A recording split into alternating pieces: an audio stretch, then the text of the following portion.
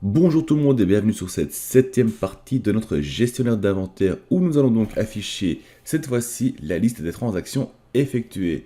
Ça veut dire que pour l'instant nous avons donc notre liste de produits et quand on vient sur View, on va créer une transaction, donc on va ajouter une quantité ou on va réduire une quantité de notre inventaire.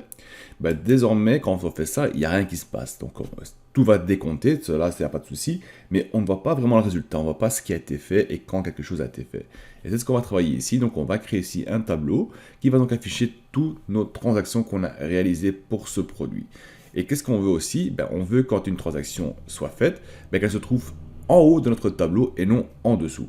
Ainsi, on a toujours au début donc la dernière transaction qui a été effectuée. Donc elle sera toujours visible directement. Voilà ce qu'on va faire dans cette partie-ci. Allez, je suis un tutoriel, c'est parti.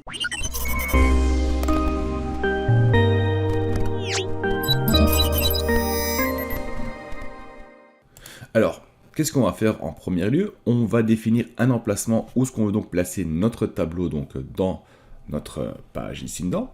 Donc on va aller dans notre HTML, dans notre page qui est product, et tout en bas ici, je vais définir donc un emplacement où je veux donc placer le tableau que je vais réaliser. Pour l'instant, le tableau n'existe pas encore, on va devoir le créer ensemble, mais on ne va pas générer le tableau ici directement sur le HTML, on va le créer et le faire générer avec du JavaScript. Donc là, ce que j'ai fait, j'ai placé tout simplement donc déjà un emplacement où ce que mon tableau va devoir se générer, donc en dessous de mon formulaire de mes remplacements, je pense. Et maintenant, on va faire en sorte de le faire apparaître ceci. Donc, comment on va faire? On va dans notre product, on va dans notre JavaScript product, on va aller tout à fait en dessous. Si on ne se trompe pas, je vais juste vérifier quelque chose, on va dans la liste des transactions. Donc, on va aller tout à fait en bas. Et qu'est-ce qu'on va faire? On va créer simplement une toute nouvelle fonction. Et cette fonction va nous permettre donc de créer uniquement donc, le modèle de notre tableau. Donc, qu'est-ce qu'elle va faire cette fonction? Je vais la mettre à l'écran maintenant. Donc, je l'ai simplement importée. Donc, c'est une fonction que j'ai créée, qui s'appelle tout simplement setTableLayout. Qu'est-ce qu'il va faire? Il va aller dans l'emplacement donc le table holder, donc getElementById, c'est celui qu'on vient de créer donc sur notre HTML ici, donc table holder. Donc là, qu'est-ce qu'il va faire? Il va simplement placer un tableau. Pour l'instant, notre tableau, il est vide, il n'aura rien de spécial, il aura tout simplement un header avec une date et amount, c'est ce qu'on voudrait faire afficher dans notre tableau, donc la date de quand la transaction a été faite et le nombre de pièces qui ont été transmises, enlevées ou ajoutées dans notre inventaire. Et on va aussi, quelque chose de très particulier, on va donc créer ici un nouvel ID dans notre tableau. Dans cet ID ici, on va donc faire afficher donc chaque élément qui se trouve dans notre array, dans notre liste de transactions qu'on a donc récupéré de notre base de données qui se situera donc ici. Donc comment ça se passe? On a donc le get, je pense, show existing products. Dans le show existing products, la transaction, on va donner donc toutes les transactions que j'ai exécutées pour ce produit. On va donc le stocker dans le transaction ici, qui va donc populer cela. Et ça, on va devoir donc récupérer par la suite et donc le faire afficher. Donc là, si je sauvegarde, on retourne sur notre page ici et on voit qu'il n'y a rien qui a changé. C'est toujours la même chose, c'est vide. Mais ne vous en faites pas, on va le faire apparaître dès à présent. Et comment est-ce qu'on va faire ça? Tout simplement, on va donc récupérer, on va retourner sur notre page JavaScript qui se situe ici. On va aller en bas et on va encore créer une nouvelle fonction. Donc la fonction ici qu'on a créée, cette fonction-là va permettre donc uniquement de créer notre tableau. Et donc, ce qu'on va faire, donc ceci va uniquement donc afficher le tableau, et on va faire afficher donc maintenant les éléments dans le body de notre tableau avec la fonction qui est ici, donc le show transaction list. Qu'est-ce qu'elle va faire? Tout simplement, elle va préparer donc l'emplacement, donc le HTML qui va se placer dans le ID qu'on a défini pour. On va donc récupérer ce qui se trouve dans notre array de transactions, qui contient donc la liste des transactions. On va la faire reverser, c'est-à-dire on va faire retourner, on va changer pas vraiment de sens, mais on va dire que le premier objet va se retrouver à la fin et le dernier objet va se trouver au début. Donc on va simplement interposer, on va simplement changer le sens de ça. Et puis on va itérer sur notre array et on va récupérer donc chaque élément, on va faire quelque chose avec. Et dans chaque élément, on va dire voilà, chaque élément est une nouvelle ligne, donc on va créer une nouvelle ligne avec le tr. Avec le TD, on va dire, on va récupérer la date de transaction, et le TD ici, on va récupérer donc le nombre. Voilà ce qu'on va faire. Une fois qu'on a ça, on va le faire afficher sur notre page HTML tout simplement. Donc là, si je sauvegarde, il n'y a encore rien qui va se passer, car il faut faire actionner cette fonction-ci. Qu'est-ce qu'on va faire? On va faire un double clic dessus. On va le copier, uniquement le nom, parce qu'on en aura besoin. Et on va aller donc dans c'était comment encore? Show Existing Products. Donc ça, on va le placer à la fin. On le met juste en dessous de ceci. On va mettre les parenthèses.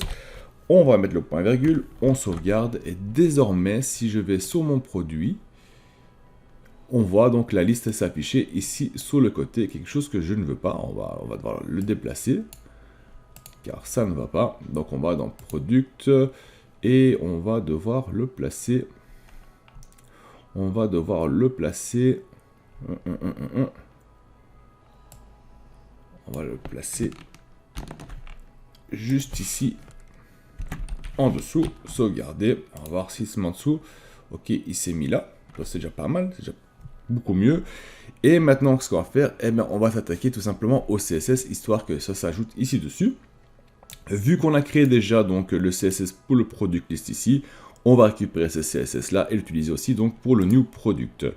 Donc on va aller dans notre page HTML, on va en haut, on va dans Style Sheet, on fait donc un link. rel est égal à Style Sheet. Voilà, href est égal donc à CSS et product list tout simplement. On va fermer, on va sauvegarder et on va voir ce que ça donne. Donc on va ici, view, et on a donc notre liste de produits qui s'ajoute en bas. Maintenant on va voir si tout fonctionne. Donc je vais dans transaction, on va créer une transaction, on va en ajouter 100, add. Oh, on va créer un C ajouté dedans. Ah ben si, voilà, il s'est ajouté. On va ajouter une nouvelle transaction. On va ajouter 50. Je voudrais voir 150, mais il ne l'affiche pas, donc je fais refresh. Donc on a le 50 qui s'ajoute au-dessus, donc pas en dessous de la table, c'est bon ça. Maintenant, ce que j'aimerais bien, c'est au moment que on valide donc la transaction, ben, je veux aussi qui met ça à jour ici. Donc ça, on va devoir régler aussi. Et comment est-ce qu'on va faire ça? On va aller ici dedans, et on va dans notre product.js, et save transaction. Ok, une fois que la transaction est finie de sauvegarder, on va dans save product ici alors. Hop, ça va le placer ici en dessous. On va tout simplement faire la même chose qu'on a fait tout à l'heure avec le show existing product. Donc on va prendre ça. Et on va le coller juste ici, en dessous, une fois qu'il a récupéré la data. Voilà, on va sauvegarder. On va retourner ici.